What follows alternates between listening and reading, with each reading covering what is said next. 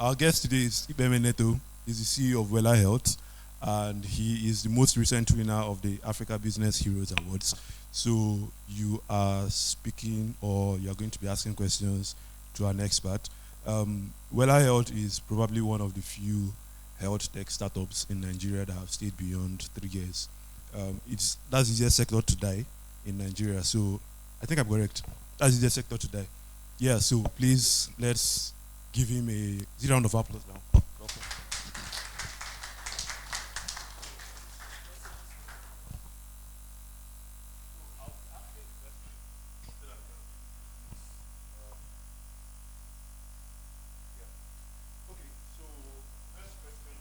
It's about how to hire the first team. So, person is asking, how can I hire my first employees?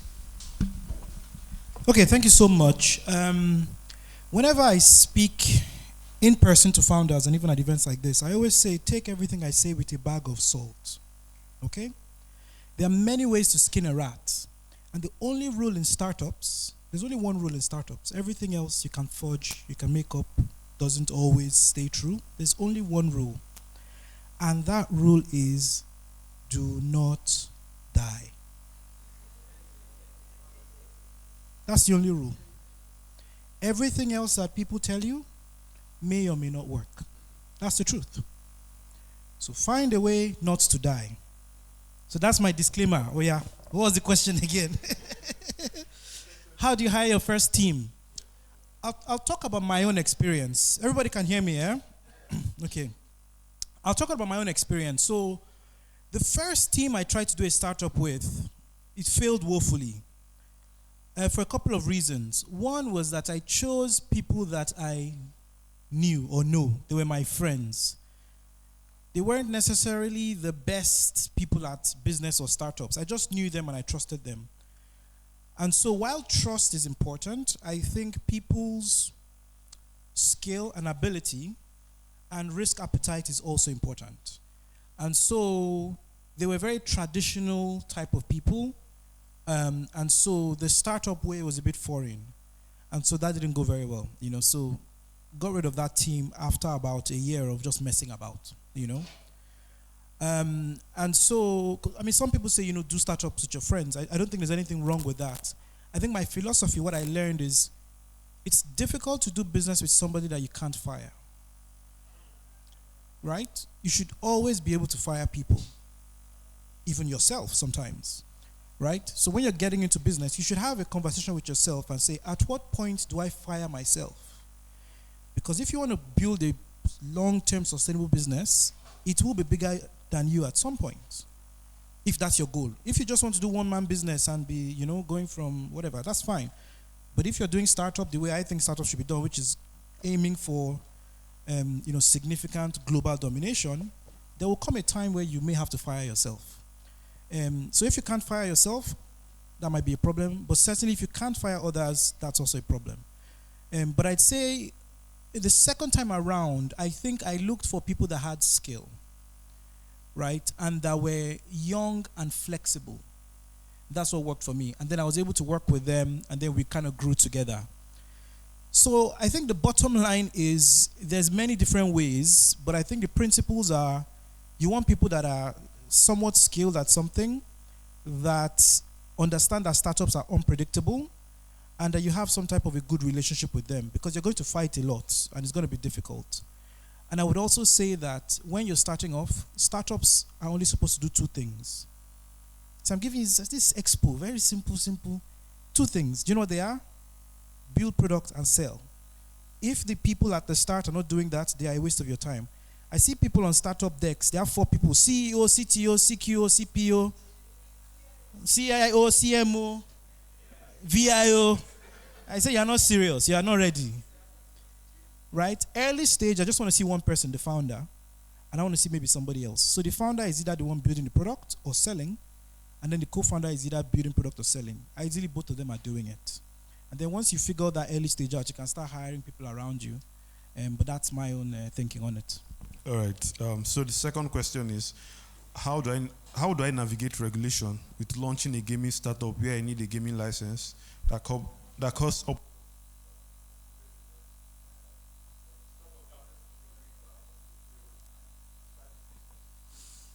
That's a very specific question. So the Startup Act does have some provisions for that, but I don't know that it applies to gaming, especially because I think gaming may be specifically excluded in the Act. I'm not sure.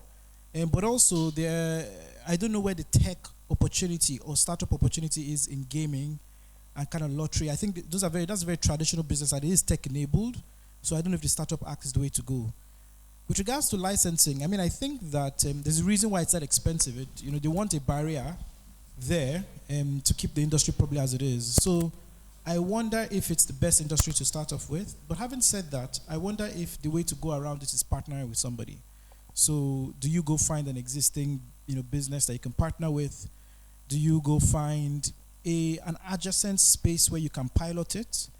So find a way to make progress. I think the key thing when you're building a startup is have a bias for action. You can't be paralyzed, right? Because you'll die. So have a bias for action and find a way. If you can't get your 100 million naira, go talk to an existing business, start off with them, go somewhere adjacent. I don't want to say break the law, but you're a founder, so you may consider that. Bend the law, because the That's truth, not legal advice. yeah, no, it's not. But the truth is, I'm not going to say that I haven't, I've not always done things by the book. Okay. But the reality is that regulation always catches up to innovation, isn't it? And so if you want to do things 100% by the book, we will still be in the Stone Age, So that's what I have to say. All right. So how did you get your first check at Wella Health, and how your first check, your first investment, and how did you what do you think about building without any finance? Yeah, that's a good question, and I think people should ask that question more to founders, because I had the luxury of being my own first check. And I say that, right? The honest truth is that being a tech founder is actually a luxury pursuit. If you never chop belly full, no trial. That's the truth. I'm being honest. I try to be honest and direct with founders, okay? If you don't have a safety net, tech startups may not be for you, as a founder anyway. You can work as an employee. Because it is very unpredictable, it's very challenging. If you have black tax where people are depending on you, I wouldn't recommend it. So I had the privilege I was working abroad as a doctor. So I was able to liquidate my pension, take my savings, and I came back.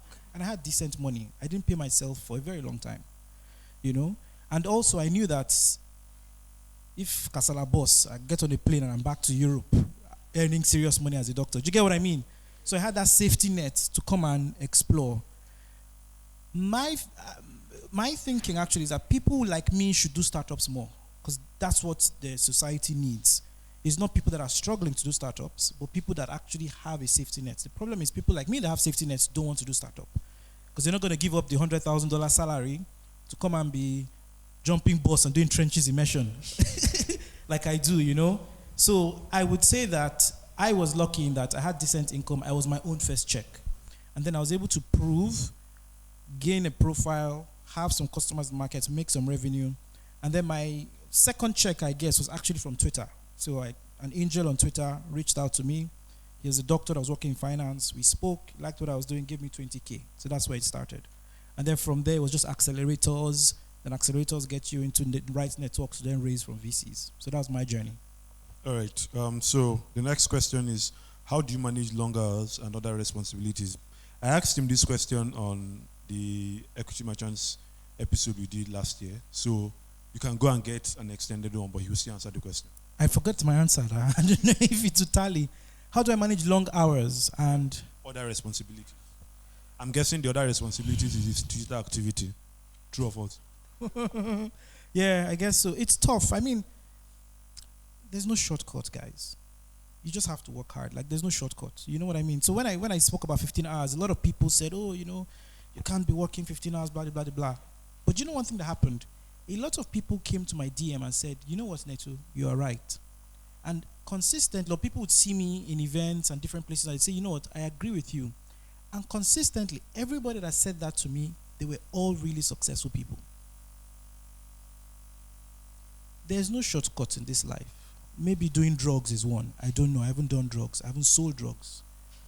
But if you want to be successful legitimately, you have to put in a lot of hours. You just do. Now, the blessing I had is I grew up professionally in medicine. In medicine, I used to do 30-hour shifts. So 15 hours is actually nothing. I'd go to work on a Saturday morning and I'd go back home on a Monday night. Right? That was what I was used to. So 15 hours is actually like, I'm sending emails. Really? Is that work? You know? It's not work now. I used to have, I'll go up to the, emergency room. There's 20 patients lined up. This one has a stroke. This one has a heart attack. This one is, and they're all over you. There's a nurse calling you from there. There's, that is work. I used to work for 24 hours straight. So there is no substitute for hard work as far as I'm concerned. And I think when you have that ethos, you're able to do a lot. Now, you also have to look after yourself, of course. Again, I use the example of medicine. A lot of doctors are not the healthiest in the world.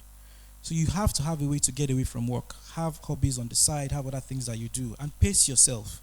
But you do have to work hard. And I think also learning how to prioritize things. The Eisenhower matrix is urgent and important.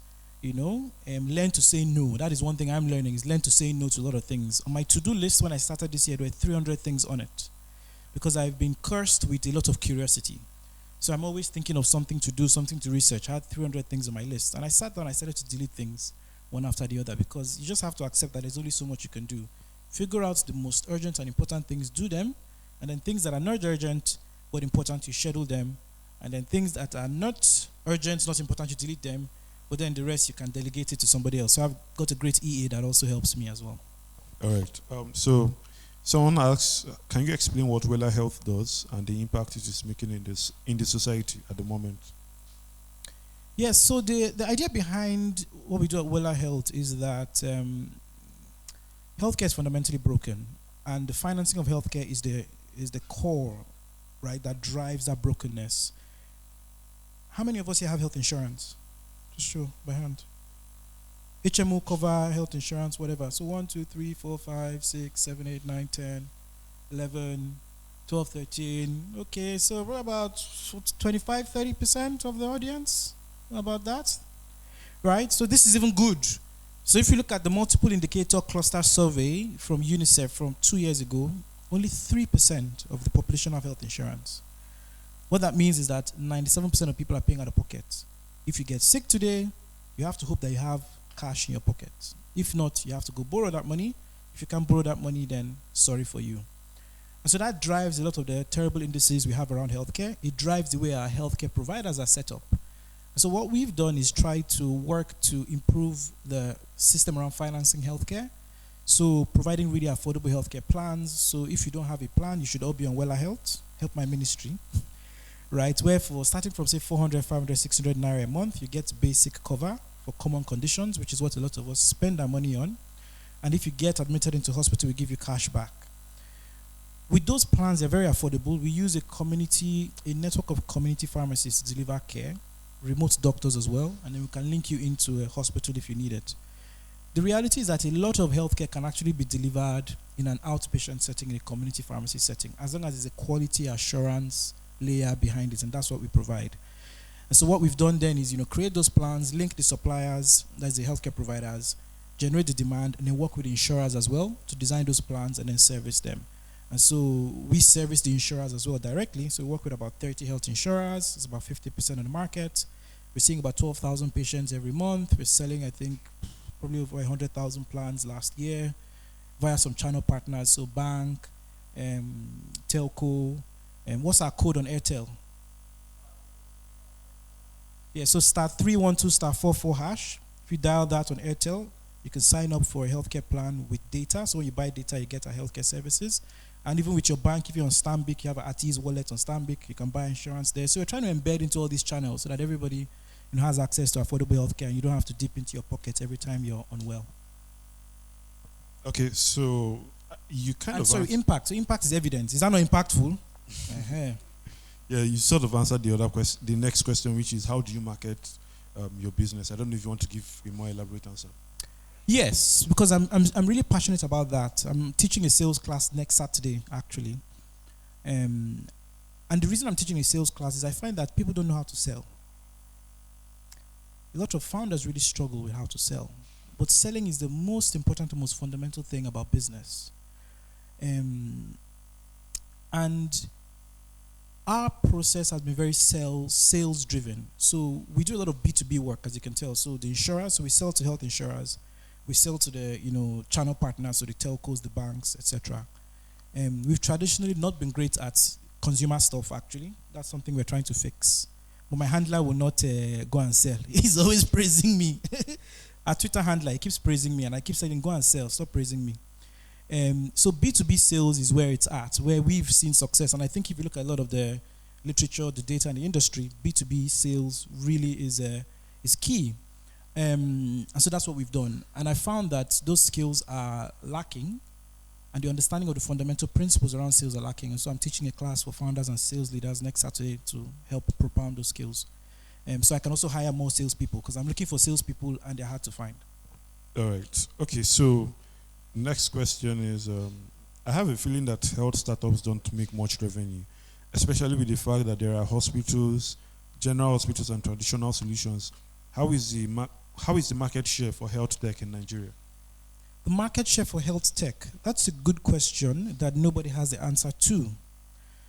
But I mean, I can speak for myself. We make money. Because otherwise we wouldn't be in business this long, right? But that person is right, is that health tech is very difficult. And you have to be very clear on the value you're providing because people are very tight-fisted when it comes to healthcare. Nobody wants to spend money. So if you're not clear on the value you're providing, if you don't persevere, you don't have the grit, it's very easy to fold up. But I mean, there's Reliance Health. They're a great health startup. They're doing great work. There's M-Pharma. Again, I know they've had recent, not so great news around layoffs, but again, they're doing great work. They've acquired Health Plus. There is Remedial Health doing great work in the pharma space. There's Drug Stock doing great work in pharma as well.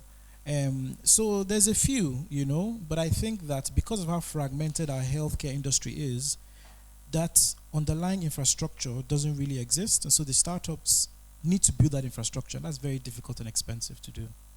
All right. So next question. High volume, high growth businesses, myth or fact in startup land? High volume, high growth businesses, myth or fact in startup land? High volume, high growth, myth or fact? I'd like to dig into understand what they mean by high volume. But they say there's two jobs. As a startup, you're defined by two things. One is a search for a business model. So you're supposed to search for a business model that's repeatable and scalable. And the second is high growth. So I think by definition, if you're going to call yourself a startup, how you're different to other businesses is you're growing fast. And so if people are trying to judge you, they'll first ask you, how fast are you growing? They'll ask you what's your growth rate from the previous year, last year, etc. So I think growth is a given as a startup. Now, whether high volume can go with that, it depends on your business model. So if you're doing low-cost products like I'm doing, of course you can drive a lot of volume and still grow. If you're doing higher tickets, maybe not so much, but you can still grow. So I don't think they are opposites at all. I think both of them can and actually should go hand in hand. All right. So the next is about VC funding. So what do you think about the VC space in 2024? We are coming from a VC dry up into an uncertain year. To add to that, is VC a better way to go about funding or bootstrapping?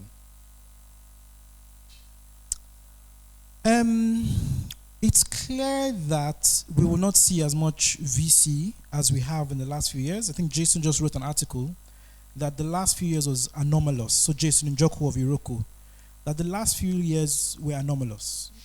Like billions of dollars of venture capital were pouring into the continent. I don't think that is going to persist. If it does, I think funds will have to wait out and see how things turn out before they try to come back in. But I think now capital is globally competitive, because now if I put my dollars in a US bank, I get decent returns, and it's less risky, and there's a lot of volatility across the board. So I think people are a lot more conservative. Interest rates are high. You're not going to see risky things. And let's be honest, VC is risky. VC in Africa, that's like extra risky. And the way the world global economy is going, I think people are going to take less and less risk. So I think that time of lots of VC dollars swirling around is not there. But having said that, I think that people that are allocating capital and are looking long term cannot overlook Africa. We're the youngest continent. You go to some places and the average age is like 52, 53. They have a lot of money, but they don't have where to put it, because there really is not any growth happening in the future.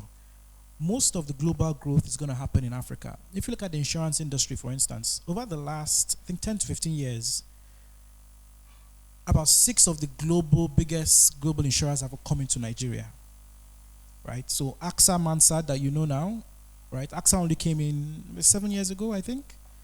Prudential, they came in only around the same time. Allianz, these are all big global companies. They all come to Nigeria. Why? Because we know that long term there's a lot of opportunity here. So I think if you're focused long term, yes. In the intervening period, it might be difficult to raise capital, which is where bootstrapping comes in. I think you have to be very wise with your cash. You have to look for profitability, and then remember the first rule: just don't die. So that when the Calvary comes, and I believe the Calvary will end up coming, there will be some money. It's those people that were frugal, were able to eke out a profit, were able to build something sustainable, that will then get all the capital. All right, so does anyone here have questions? By the way, for those watching online, you could drop your questions and we'll take them here. So does anyone here have questions before I continue?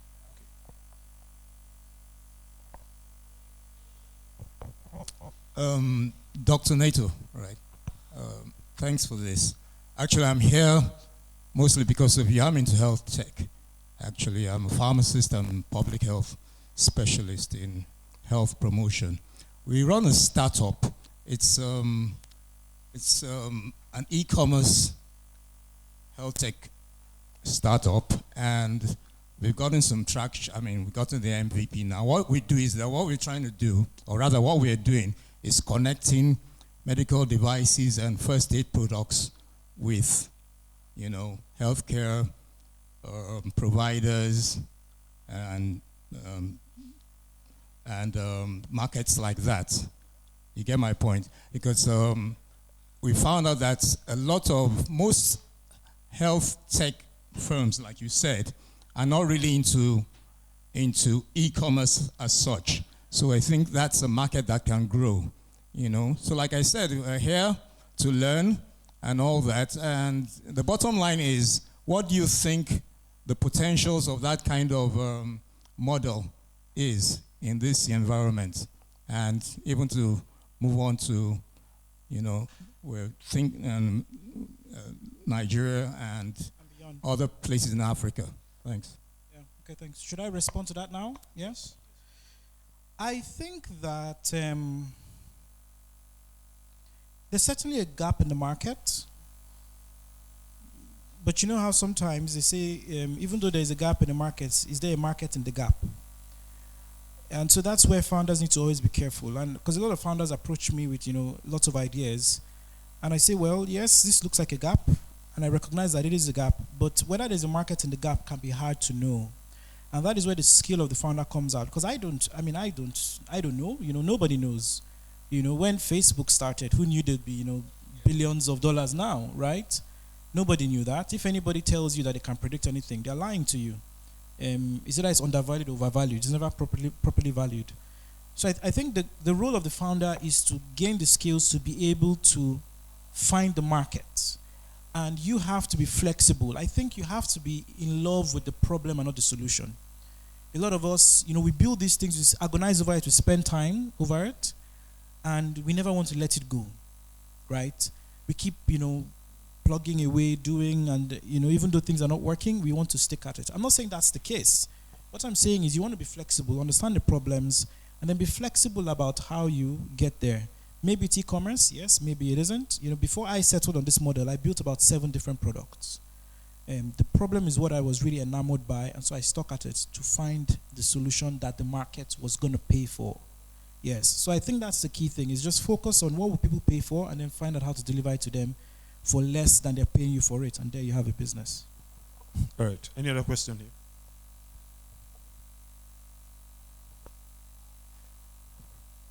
Hi, Dr. Neto.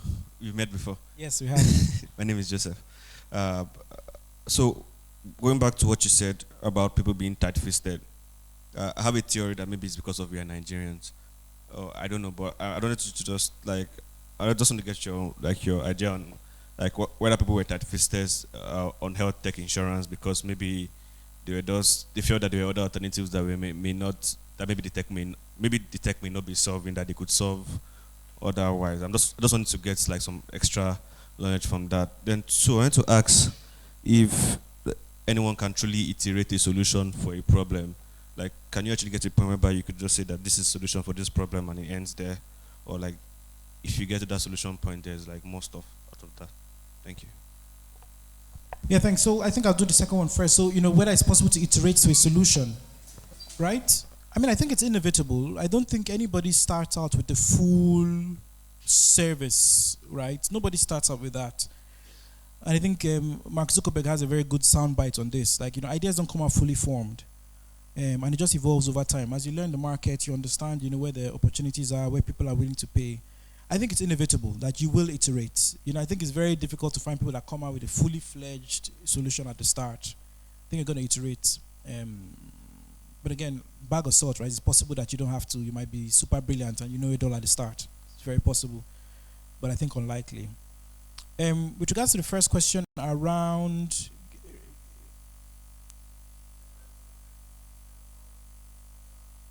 why the tight-fisted about insurance? Oh, geez, how long do you have? I'm writing a whole thesis on this. If you look at the origin of health insurance, started off in Germany in the early 19th century, late 19th century, I think, or early 20th century. There was and is still a social component around it, and then you contrast that, and the German system works quite well, and there's a lot of data that says social health insurance schemes are the way to go, and we've tried to copy some of that in our laws. And then you flip over to the other side, you cross the Atlantic and go to the US, and now the US doesn't have a social health insurance scheme, at least not a global social health insurance scheme. They have Medicaid and Medicare, but it covers a subset of the people. So if you're super poor, the government may cover you, and if you're old, they'll cover you as well. But otherwise, you only get health insurance if you're in a job. And there, a lot of people are excluded. So if you're in a formal job in the US and your employer provides you with insurance, you have it.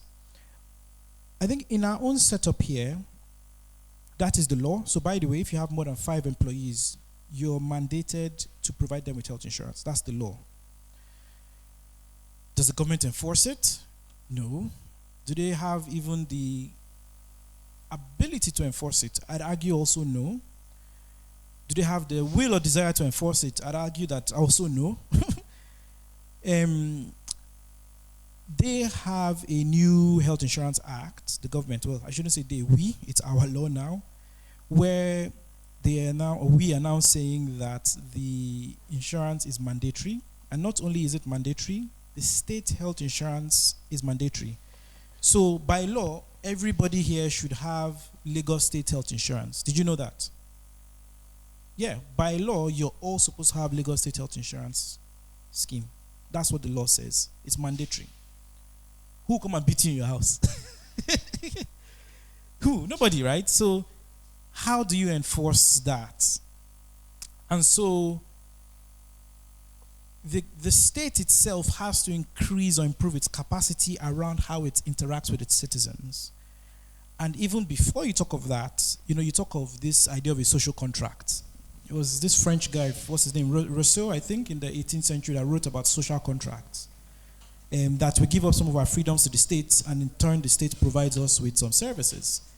I would argue that Nigeria doesn't have that sort of a social contract, which is the basis of a lot of the problems that we have. So I think this long story says that it's a political problem, and until we solve our political problems, we will not be able to solve social services like healthcare, like education, for a very long time. All right. Hope that answers it in a convoluted way. I saw some hands here.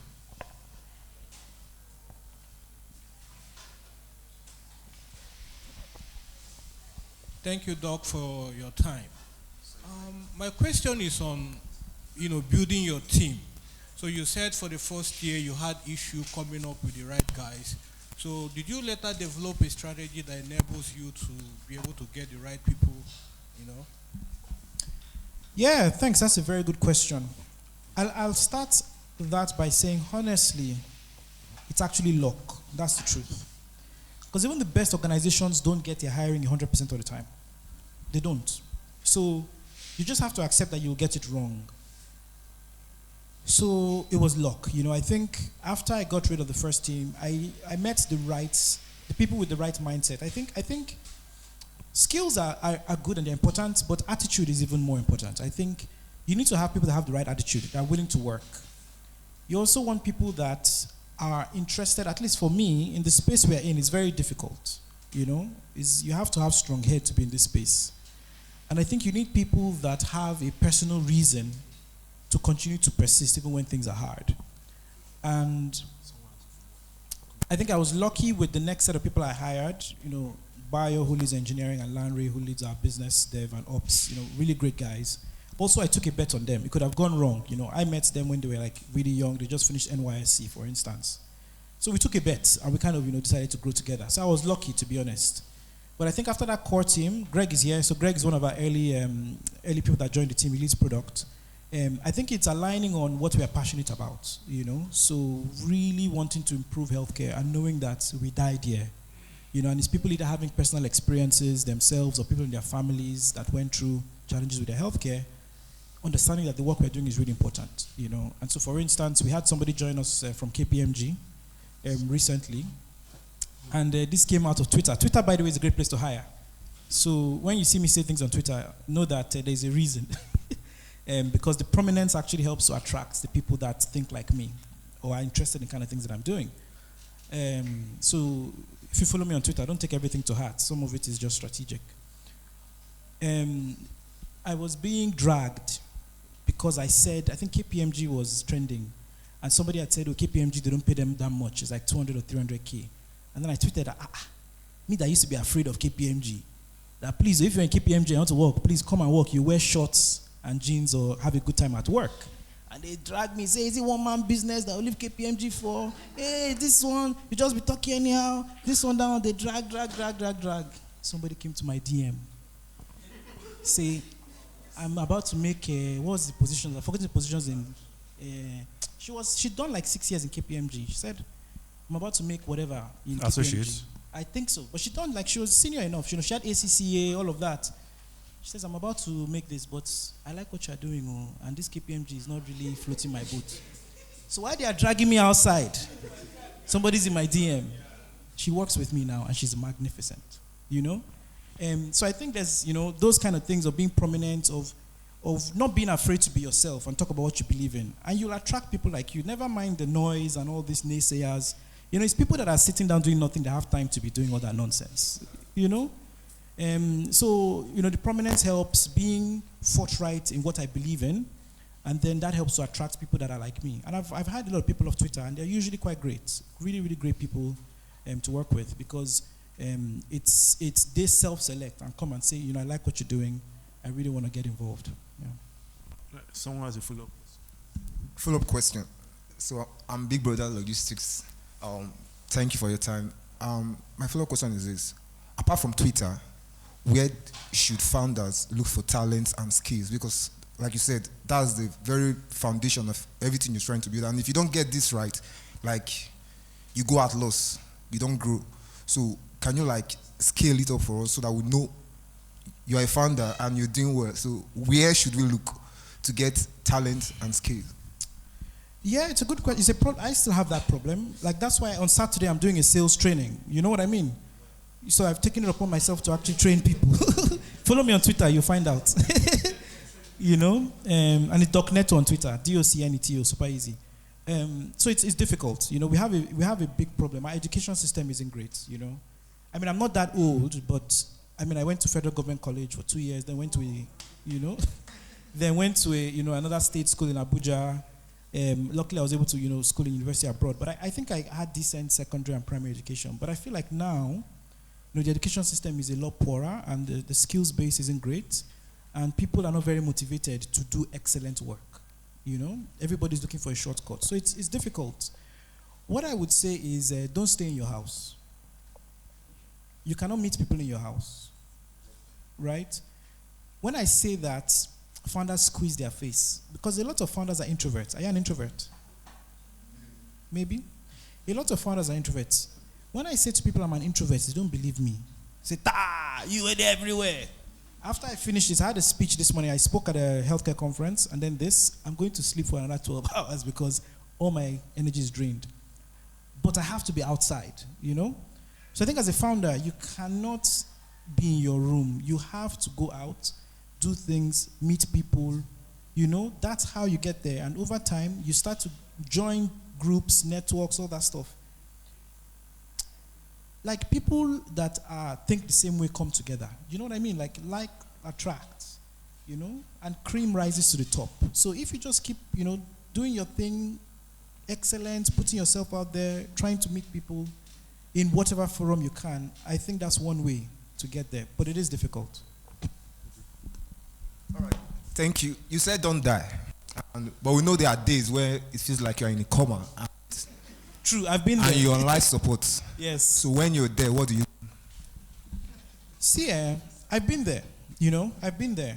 And what did I do? I shut down and I got a job. Yes. There's no shame in that. No, there's nothing to be ashamed about. If things are tough, you say, okay, you pause, you get a job, you build up your savings, and you come back again. There's no rule that says you have to make it tomorrow. There's no rule that says you have to make it the next 20 years. There's no rule there's no rule. You have to get away from this idea that there is a way that life or business must go. There's no rule. The KFC guy, when did he start KFC? In his 50s. Abi 60s even. 60s. If he was listening to these motivation people today, he would say, my life is over. In his 60s, he started KFC. Right?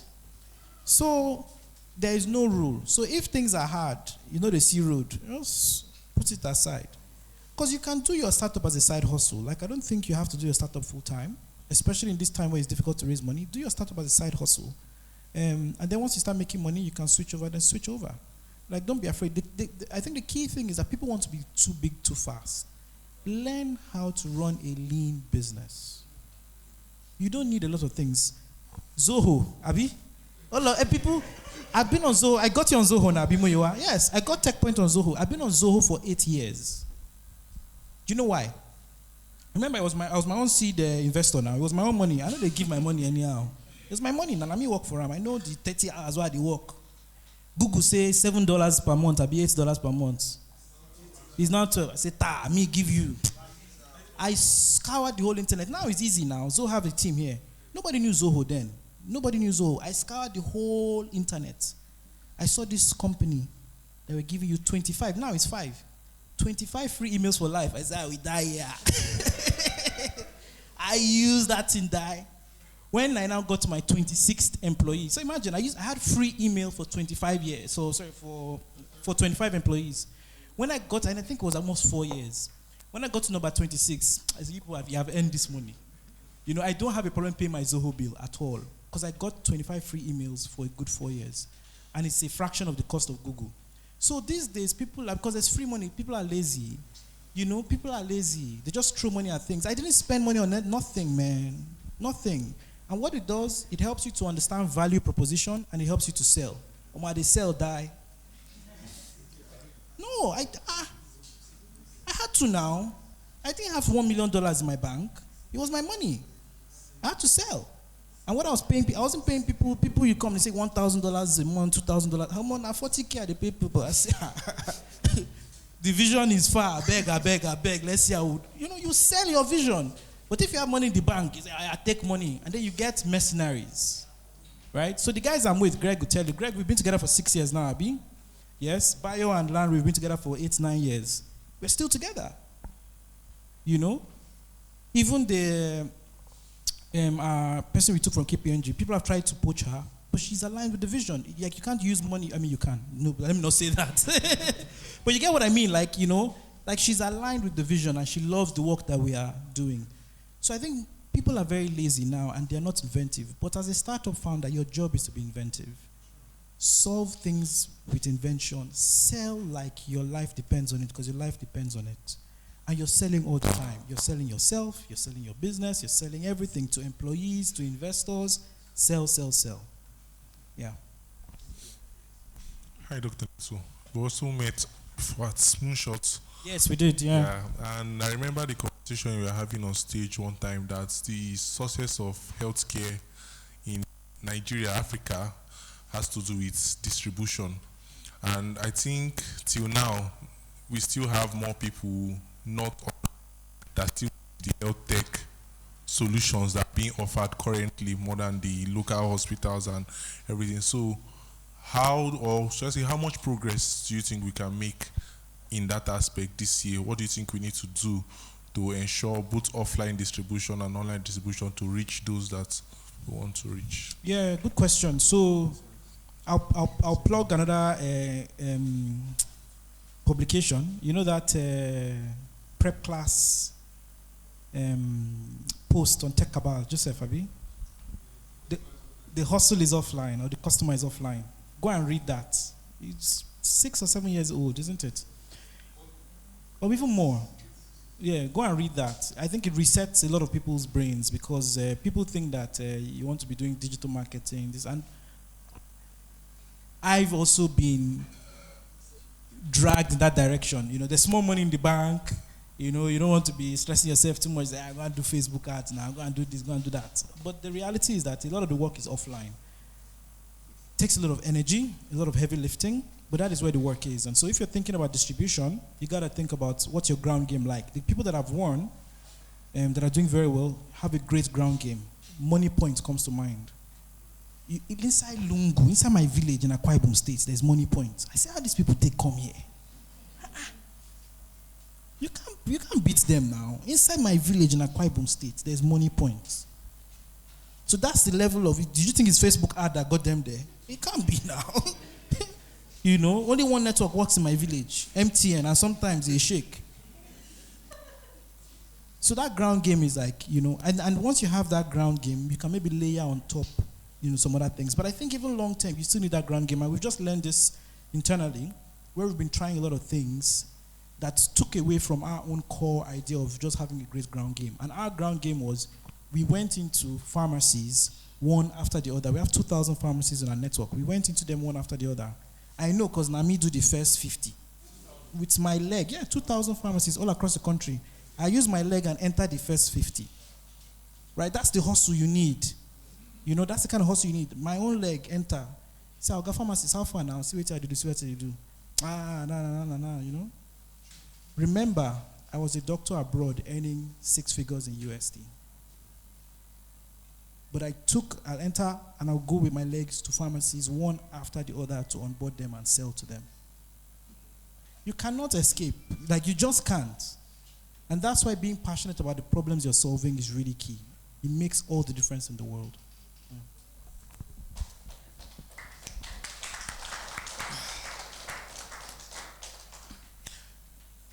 Hello, my name is Chris. Yeah, I run a startup called Hospital Solution, and we have a product that is called Hospital, which is for hospital administration, like EMR and all that. So while you are answering question, you didn't mention anything about hospital. How are you collaborating with hospitals? So that's what I want to. So traditionally we didn't or we don't, but we've recently spun up a couple of products that it's targeting hospitals. So our belief has always been mass market healthcare, and mass market healthcare means community access, means pharmacies, means chemists. So instead of us to work with hospitals, we're more likely to go down and work with patent medicine vendors. And that is street. You understand? You're not doing those ones with like Facebook ads. So we don't do a lot of work with hospitals, except some ancillary stuff. But I think there's an opportunity there. I think the challenge is how do you get them to adopt, right, the technology in a way that serves them and also serves you. And again, we can talk about this, at length. I wrote an article about EHRs in Nigeria. You can, look that up sometime. But it's a difficult problem, but we do need to solve that problem for sure. So happy to chat afterwards. Yeah.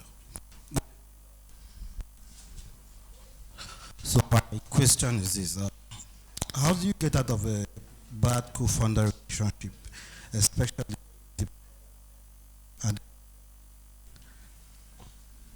Yeah, bad co-founder relationship. How do you get out of a bad marriage? Yeah.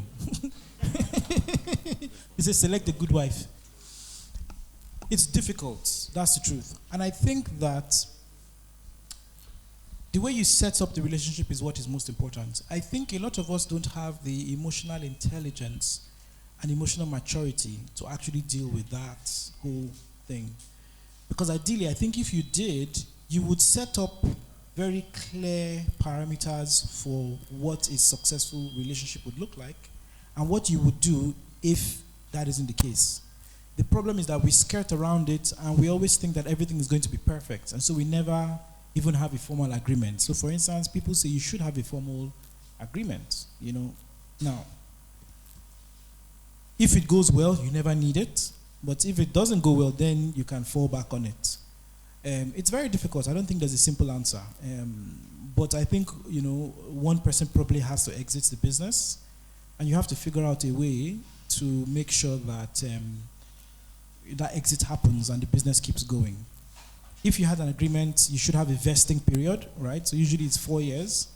And so if they don't reach that, then they don't get any shares, because the most painful thing is to give somebody shares, they leave, they don't do any work, and then you become successful, and then they can come and take some part of the business that they didn't work for. So I don't think I have an answer for you, but I think the answer I have for others is be careful when you're starting out with who you're choosing.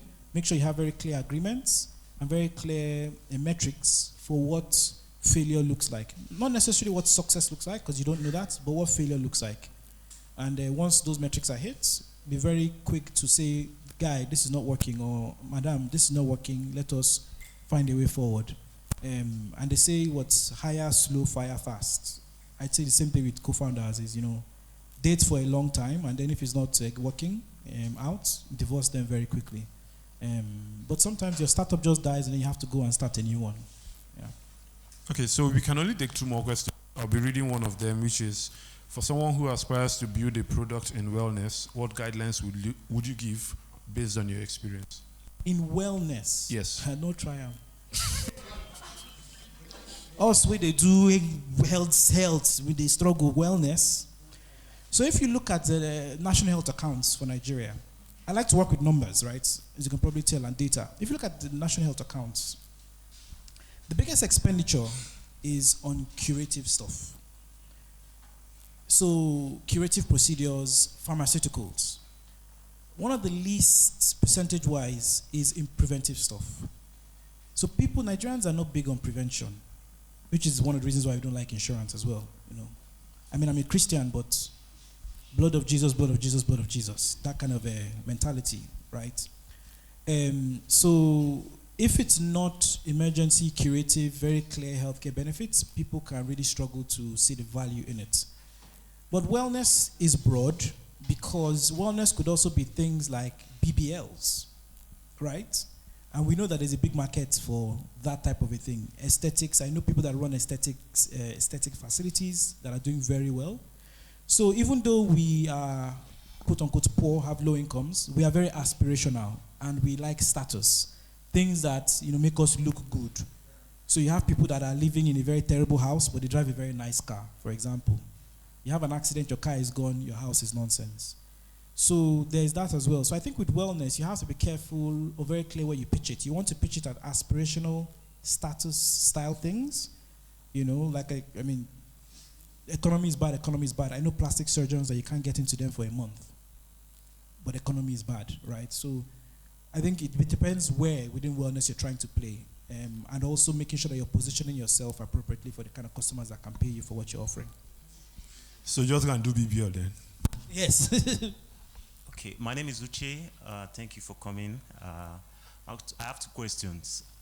I think I heard you say you are connected to 30 health insurance companies. How do you manage? I'm trying to understand how you manage the rates with the different companies and how much you're selling to the end users. And the second question is, you say 15 hours of work per day. How is your health? Your reading habit? My reading habit. Yes. Okay. So with HMOs, so we do different things with different HMOs, and we have different tariffs and agreements. The advantage is once you kind of have the deal and then you agree, it's just managing the relationships afterwards. But it's, I mean, straightforward. The bigger problem is the 2,000 pharmacies we deal with, not actually HMOs, because HMOs are big enough, they have decent capital, they're decently structured, you know, they have teams, all of that. They're very relatively easy to deal with.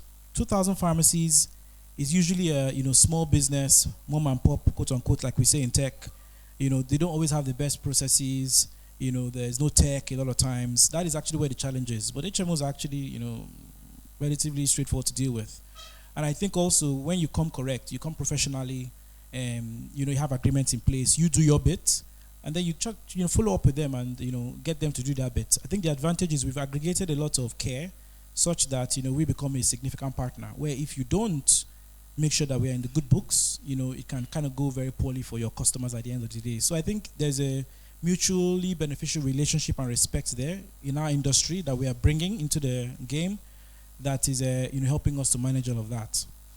And then with regards to reading, again, as a founder, it's non-negotiable. You have to read a lot, right? So lots of people say, did you go to business school? Do you have an MBA? No, I went to the business school of street, right? So you go, you say, oh, I don't know what's going on. You go back, you read, and then you come again, you try. You go back, you read. So I think there's no world where you're a really good founder where you don't read, and you have to find the time to do it. So what I do personally is I have a Kindle on my phone. So on the Kindle, it's on my homepage. Rather than just doom scroll, I'll open a Kindle. So I've read 2 books already this year, one on physics and another one on the African consumer. I'm currently reading a sales book on my Kindle. So I have lots of books, and then I just, try and read as much as possible. If I'm in a car, I try not to drive, because driving is a waste of time. Think about it now, because you could be reading instead of driving. If I'm driving, I listen to a podcast, so that's another way to learn. So I'll follow lots of podcasts, and not just gisting podcasts. There's those nonsense podcasts, they're always gisting. They are fine, don't get me wrong, I also listen to them. But they are actual educational podcasts where you can actually learn actual skills. So for example, if you don't know how to sell, go and download 5 podcasts on selling, right? And then listen to all of the episodes. At the end, at least, something will enter. You get. And then it now starts to trigger your thinking. You get books, right? So if you're struggling with anything, go buy a book, right? If you're going to an area, buy a book. Respect the people. So I think this is the advantage of being a doctor, is the way they train us is, you have to respect the people that have come before you. You understand? I stand on the back of thousands and thousands of years of medicine. How proud would it, like how foolish and egotistical would it be for me to go and practice medicine without going and seeing what my people before have done? But lots of us in tech, we do that. We just go and just start doing anyhow. Go and find, if it's marketing, there is a seminal book on marketing. Go and find it, read it, study it, understand the basic principles, and then come and start practicing. If it's sales, if it's product design, there's all these areas. I know we do all these razzmatazz courses online. They are fine, but go and get the core text. Study it, understand the principles, right? And then come and start practicing. And then just have that habit of, once you get the principles, always be learning, reading, podcasts, books, and writing as well. I think writing is a very great way to clarify your thinking. Because it is when you start to write, you realize, oh, I didn't know this thing at all. Has that ever happened to you? Yeah. You think you know it. It's okay, sit down and write it for me. You say, oh, more. You know, you really struggle. That's why schools give us exams. Yeah. And then writing. So you don't have to publish it. I try to publish my writing because it helps me. People think I write for the world. No, I write for myself. I write for my future self. Because what I do, I go back and read. I say, oh, I've been Sabi book that time. Because you forget. Does that happen to you? You forget. So, reading, writing, reviewing, all of that stuff. If you leave me, I'll keep talking forever, but hope that's been helpful. Thank you so much. All right. Yeah. So, speaking of podcasts, you have to go check out the Techpoint Africa podcast. We are not gisting, really. So,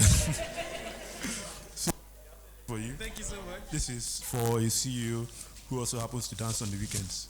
So thank you so much for coming. Yes, thank you so much.